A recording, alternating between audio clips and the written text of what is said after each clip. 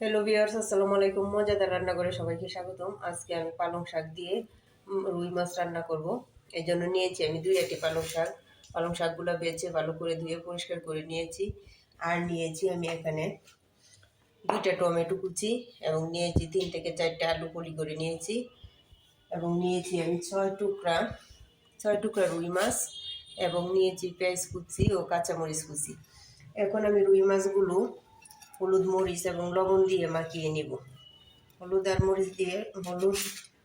লবণ, মরিচ দিয়ে মাখাতে আমার 2 থেকে 3 মিনিটের মতো সময় লাগবে।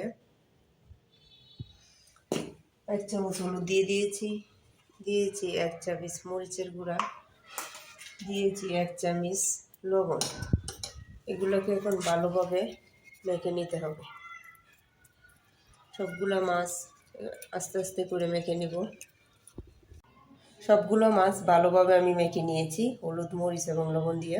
এখন আমি সরাসরি চলে যাব চুলাতে এইগুলো ভাজতে। চুলায় একটা কড়াই বসিয়ে নিয়েছিলাম আগে আমি। তেলটা পরিমাণ মতো গরম করে নিয়েছি। এখন আমি মাছগুলো একে দিয়ে দিব। এবারে সবগুলো মাছ আমি দিয়ে দিব।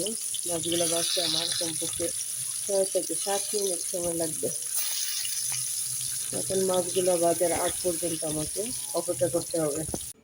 মাছগুলো ভাজা হয়ে গেছে আমার, এখন নামিয়ে নিব। মাছগুলো ভাজতে 5 থেকে 7 মিনিটের মতো সময় লাগছে। এরকম মুচমুচে করে ভেজে নিয়েছি আমি। এখন সবগুলো মাছ একে একে নামিয়ে নিব।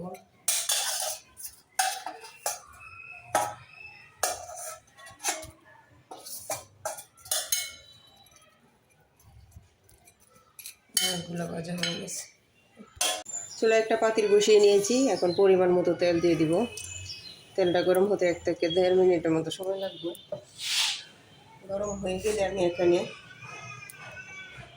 দিয়ে দিব পেঁয়াজ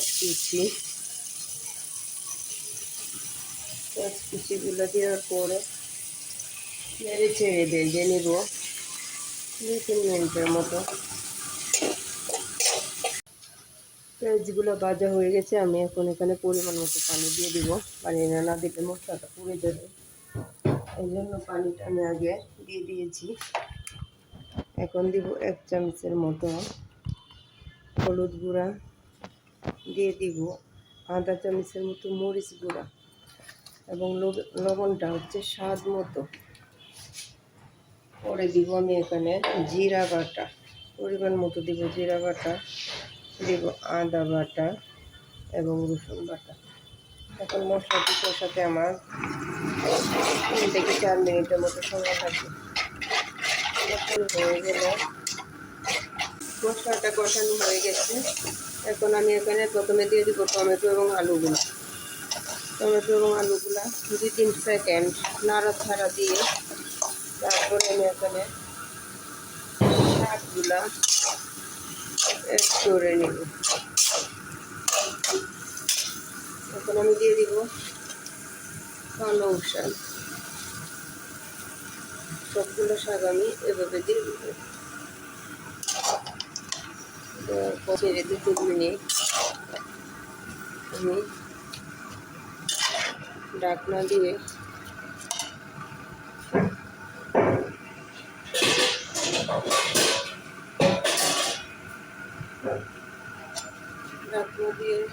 এখন রেখে দেব।